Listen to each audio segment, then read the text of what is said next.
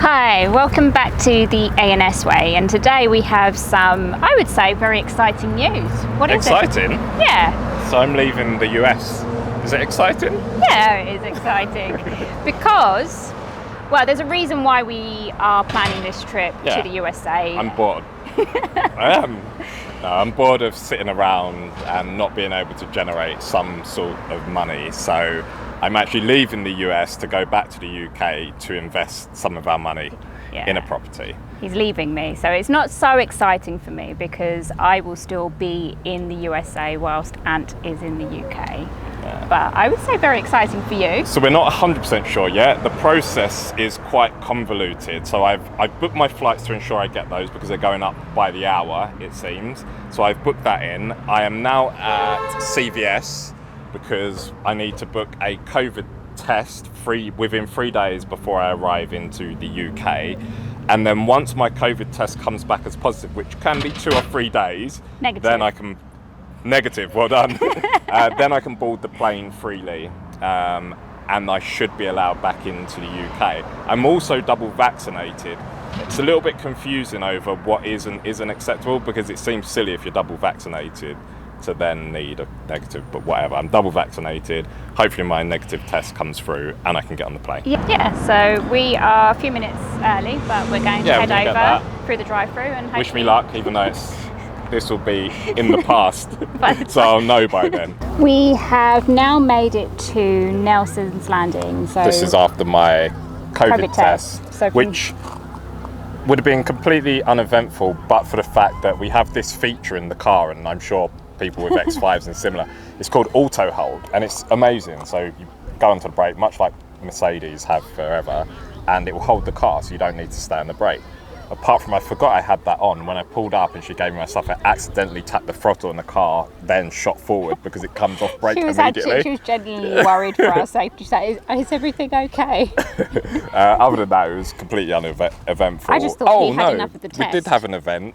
An ambulance was clear as day, a couple of 100 feet in front of us, coming across, waiting to pull across, and as always, as sirens on, lights flashing, everybody managed to slow down and build space. One person went in at full speed into the back of another car and wrote themselves both off, which was just bizarre. Very typical thing. You just see them all the time here, and it's like lack of attention or kind of any planning when they're driving here. But it's normal, another statistic in Vegas. But from CVS, we drove an hour out and we were in a place currently called Nelson's Landing. It's right by the Colorado River. Before we got here, we went to El Dorado Canyon Mine Tour. It's a ghost town where it's an old mining place for gold, silver. Yeah, that's why it was built. It was built to mine. They found that there was a particular type of rock there, and they came here, and prospectors came to load rocks up to get to mine gold and silver. And if you're interested in watching that video, we'll be releasing that as a separate video. I'm not sure whether it will be before or after this, but there will be a dedicated video on the El Dorado Canyon Tour. Yeah. But from that, if you get to that location, about another 5 minutes. Yeah, maximum 5 minutes straight down the hill. You meet the Colorado River, and this is part of the National Conservation Area, but you don't have to pay a fee. Like typically with most of the state and national parks, you have to pay a fee to enter, but this one there is no fee. It's not really manned or kept in the other ways that the other national parks are. No, you can probably see it's just a small opening in the trees and the rocks. Lots of families here with barbecues. We, as usual, are people that learn as we go along. No, we thought we were really prepared today, so we packed a cooler, packed the lunch, packed drinks, packed a towel and a big beach-style comforter, and you'll see here it's literally rock, and it gets even rockier as you go out there. So every single person either has their car in there because they got there nice and early and they tailgate, or they have proper stalls. There's nobody, you can't sit or lay out on the rocks, and we haven't got chairs, and because everybody's got all the good space in there, we can't get our car in there either. So we've learned, but I also think it's a great spot to come in the middle of the week. So I said to Ant, one of the days when I'm not working, we should come here, pick a good spot early, and we can hang out by the river. One tip is there's 3 different spots that you can come to. You can come to the overlook area, which every car can get to. The next bit down is the first parking area for normal cars, which is rocky, but you can get in there. The second bit, you have to go over like a 4x4 terrain, so there's only pickup trucks and 4x4s here, and I don't think many people have got. Even the 4x4s, a lot of them chose to park in the other bit rather. No, those are two-wheel drive SUVs. Okay, fair enough. Most of the 4x4s are here, but not many people have SUVs. You're right. Yeah. Ours just happens to be one that we've decided to bring in. There was somebody looking at us funny, probably thinking, "What are these idiots doing?"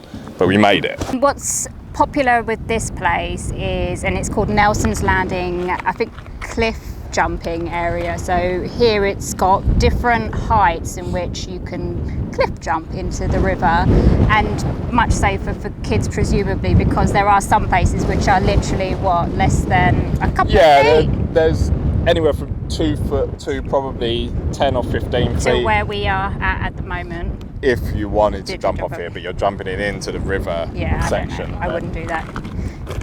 But it's very pretty here, and I can imagine being very secluded. Just remember, if you're coming here, everything is rock. Yeah. There's no Don't expect sand. It's rock or rockier rock, and that's it. So you have to have the correct shoes, which Selena has not got. She's got flip-flops. I would say that's all right for this. Yeah? Yeah, I'm okay on that. But it was because I was going in the water, so that's why I wanted flip-flops. Okay. I didn't want trainers for that. Okay, so we're now in another location, and you're going to have to bear with us because it's been a long day. It's been an eventful day today. Well, we went out for a coffee first, had breakfast at a new place called Vesta, which was quite nice. Coffee's excellent.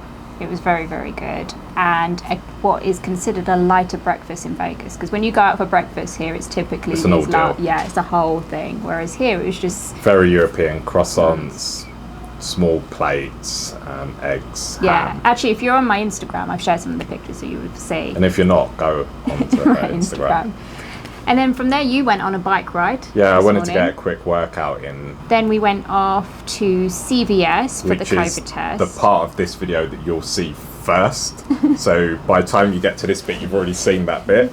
And then we went down to a place about an hour away from where we live in Summerlin, a place called Nelson, and El Dorado Canyon tour is what we done. Tour of the gold mines. And then we left there and went to Colorado River, which is the bit you've just seen before this now, because that's also included in this video as part of the update. And now we're back from there, so we're feeling a little bit tired, but we know we need to continue this update. So I've got a nice freezing cold beer full of ice to keep him going. We did think we'd explain to you a bit more about the fact that Ant is going to the UK. He's booked a flight.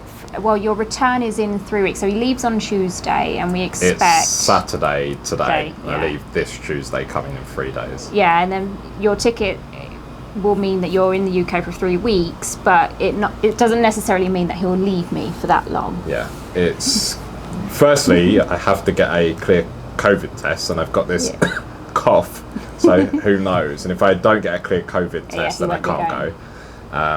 Once that happens, it's a 3-week ticket, but at the moment with British Airways, and I'm sure a lot of other airlines, you're free to change that because of the current climate. You never know what's going to happen.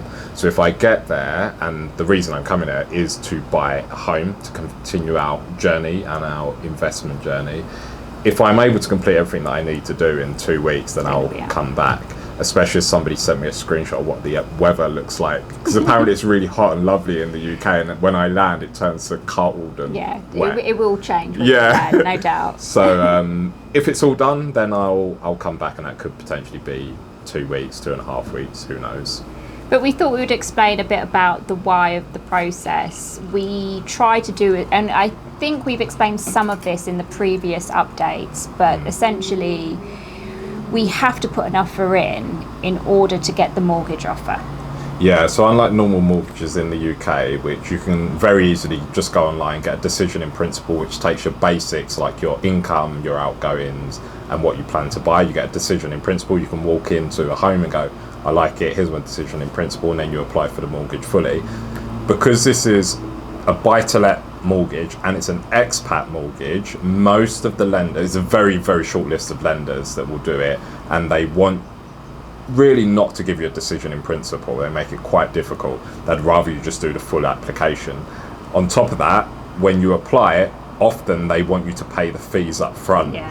So for us, we need to be sure on the property. There's no point us guessing online, paying them, I think it's £2,700 plus 500 fee for the broker plus whatever else, and it's the wrong home.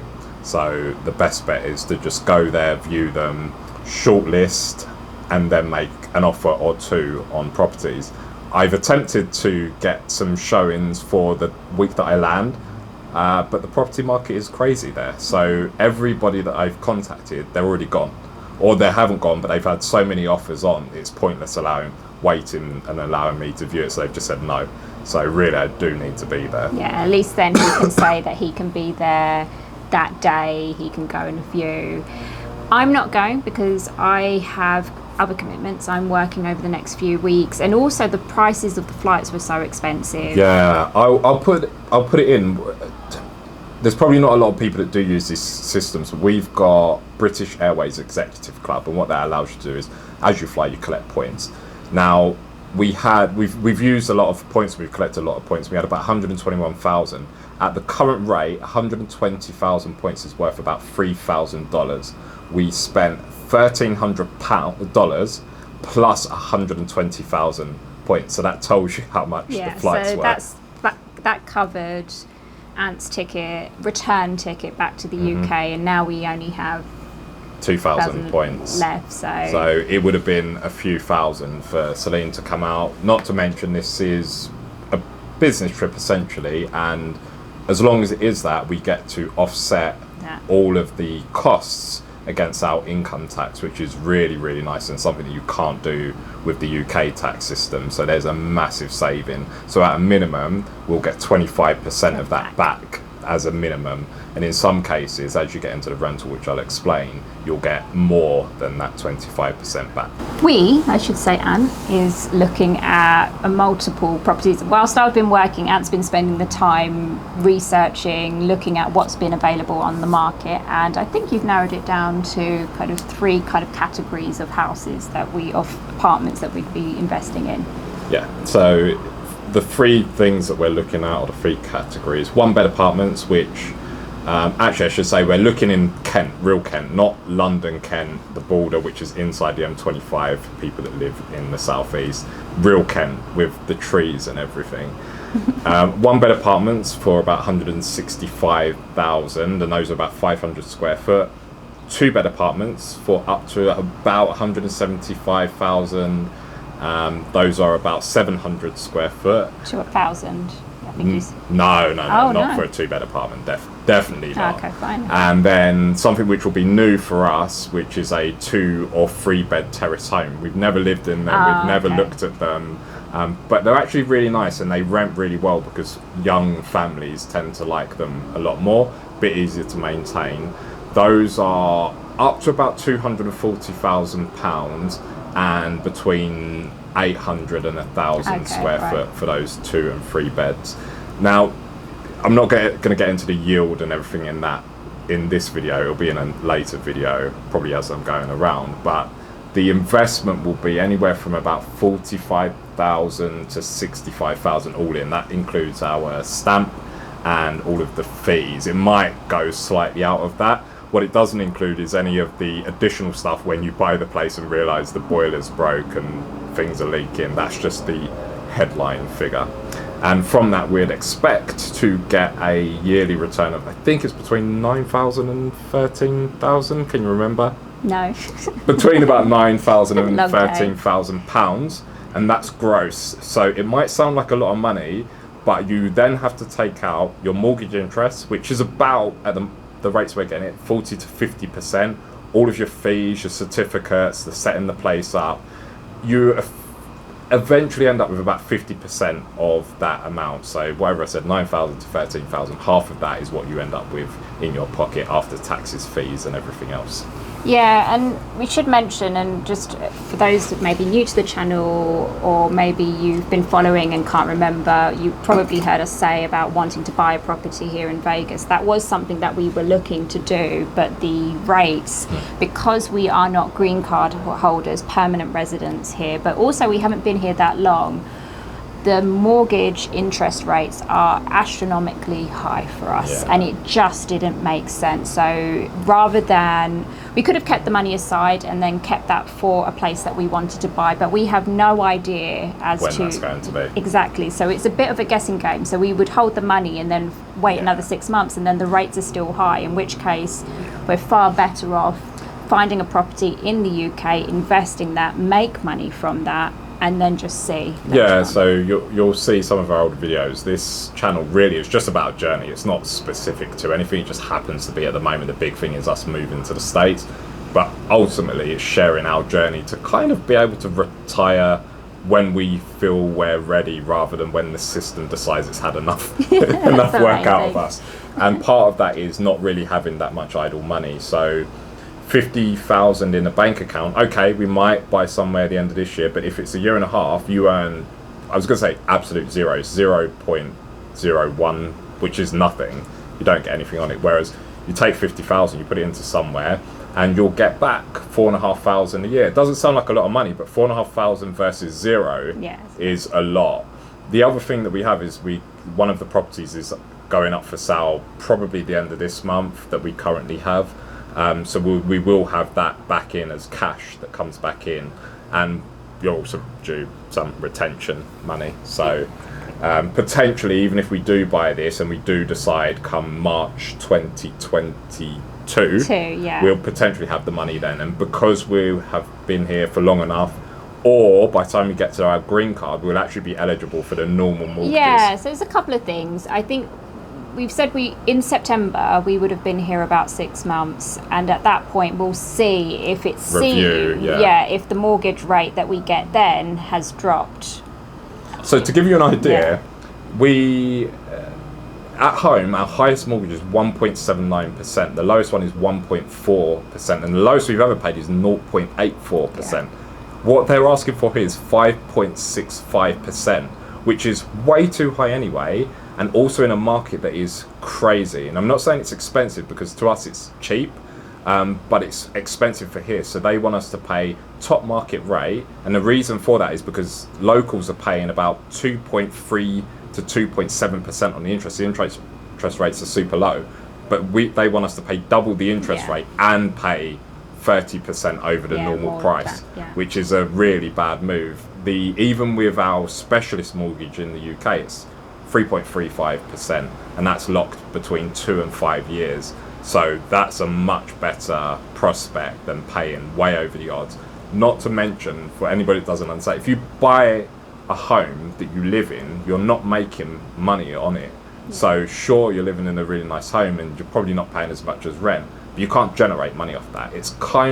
I wouldn't say it's a liability because you live in it, but it does have all of the aspects of being a liability. And it doesn't stop us from deciding. So because of the situation in the US where we can't predict that currently, we have no idea. We're better off doing that, and that's more of a sure thing, and then assessing next year what's the right thing. Oh, and one of the really good things is I've seen at least 4 houses do price drops over the past 2 weeks. The prices are coming down. Between $10,000 and $40,000. And that I think that's really telling, because it might not seem like a huge amount of money in the scheme, 8% maybe, but that means the buyers are drying up because nobody's competing, which means they've been up for a couple of weeks. Normally you'd be up for a day and there'd be 5 offers. For them to bring those prices down, they're saying, well, where are all the offers? There aren't any, and they're having to bring them in. So it's going in the right direction. I don't think there's going to be a crash, but even if there's 8-10% off in a year's time, that works out better for us. Just to go back to one of the points, and I think one of the really strong points of the US system is not only do we get to claim back all of the travel as a business expense and all of the other ancillary bits that you would never be able to write off in the UK, you are able then to take the mortgage interest and completely write that off. So whatever your income tax rate is, you have effectively get that back against the interest as well. Any other special bits that the US allows us to do? No, I think that's the key thing, and we really want that was part of the reason why when we were calculating what was the best thing to do, whether sitting on the money, and we know for a fact that we can buy this property in the UK, and it's costing us money and going to the UK. but we can claim that back, and that's the beauty of the US system. Doesn't mean you get all of it back. So if No. you're spending 2,000 on a flight, you don't get 2,000 back, which would be amazing. You get to offset the tax spent on that, so you don't get a double tax spend, which people, I doubt many people really understand what that is. It's one of the most crippling things financially when you're double taxed. Really quick example is if you're on a 40% tax rate and you earn £1, you pay 40% of that to the government or to the people, so you end up with 60 pence. Everybody understands that. Now you take your 60 pence and you buy a home. Now they tax you on that. So we have stamp duty and land tax. Let's just pretend it's 10 pence of that. So now 10 pence out of your 60 pence is taken, so you're left with 50 pence. What the US say is, well, no, we've already taxed you on that money. You will not pay tax again. So actually, you only spend it out of the money that you had left over. You're not then re-taxed on it. So less penalising. Yeah, it's less punishing. And it might seem like it's fine once, but let's say you're doing 2 or 3 of those, you end up with 0 because you've paid it all out in tax. Hopefully that makes some sense, and there's better videos out there explain double tax spend. Or you can ask Ant to do a dedicated video on that. Too technical. I like the high level stuff. More money in my pocket. But in terms of the next steps, we are now waiting on hopefully the COVID test returning back negative. Yep. If that's negative, Ant will be leaving me on Tuesday. I'll be dropping him to the airport on Tuesday. Actually, the one thing we forgot to mention, I think you're going to attempt to do your skills test that morning at the DMV. He is going back, guys. So I have no idea whether I'm allowed to do my skills test because my license was cancelled and that was it. Nobody would help. So the DHS wouldn't help, Homeland Security, and the DMV would not help at all. So I have no idea, but they did send me a reminder that I've got my skills test. So I'm going to turn up just ignorantly and see what happens to do it and see if they give me a license. If they do, great. If not, they're going to tell me to go away. But that is actually 4 hours before my flight. So he's going to go to do that first. Yeah. And then I will hopefully pass that and they let me through, and then I can quickly rush home, grab my bags, and then Celine's going to So he may either be in a good mood before he leaves or a very bad mood, depending on what happens at the DMV that morning. So that's on the Tuesday. Then when you get to the UK... I land on the Wednesday because it's a over 16 hour journey because there's connecting flights. So I land on the Wednesday. And then you'll be looking for properties, essentially. So the main task when he gets there is to actually get the viewings, because we haven't got that yet. Yeah. So get the viewings, find a couple of properties, make the offer, hopefully get an offer accepted. And then once we've got the offer and we know the property, the price, that's when we can actually make the mortgage application and start all the conveyancing at that point. But we obviously need the mortgage offer to buy the property. So all of this could fall apart by about day 5 and it could all be a waste. And this is new for us because we've never gone through this process, so we'll definitely share our experience as we go through it. Yeah, and it's been a month getting here just to get companies to agree that they would potentially give us a mortgage. But then from that point, once we've had something accepted, I will then come back home, submit the formal mortgage application, which might be really lengthy at the moment. It sounds like there's delays because everybody wants mortgages at the minute. And then once the mortgage offer is given, so the official mortgage offer, then the real start the process. Yeah, real process starts. So we'll go through the legals, which is the conveyancing process. Once that's all done and they offer a date to collect the keys, I'm going to have to fly back to the UK, collect the keys, and then do all of the landlord stuff. Yeah, so there's preparing the property, finding a new tenant, all of that all the stuff. certs, there's legal stuff that you have to make sure you have in place before you let it out to somebody, get it advertised, and hopefully it will go as well as our other ones have.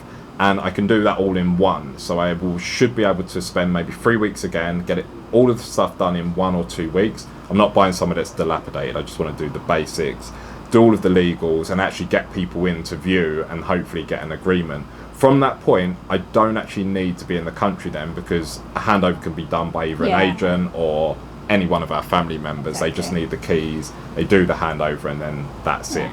And I'm hoping on the next trip I can join. I think so. Yeah. And I think because this one was a bit last minute in that, I mean, there was a lot of things going on, and it's the prices of the flights as well. But I think by the time that the next trip comes around, it should be fine.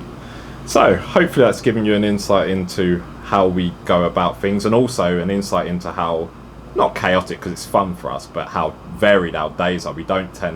I definitely don't like to do just one thing. As we mentioned, this biking, workout, go out, eat, come back, write a blog do post two, for three, our new website. write a blog post, which we're going to plug in the moment, do the videos. It can be chaotic for people. I've got lots of friends and family that they do one thing, sometimes one thing for the week, and that's enough. We like to do 5 or 6 things. So hopefully that gives you a bit of insight into that. And as Selena just said, we're plugging our website, so go and have a look at it. Yeah, more and more content. I'm trying to do a mix of blogs on the stories of our journey to here, plus more informational content. So there's a couple of content on the healthcare, which should really support the videos that we've got, but also on how to get to the USA. I'll put some up on shipping process, and also eventually about the buying process of houses. The plug is go to theansellway.com, and there'll be a link in the video description, and there'll be a link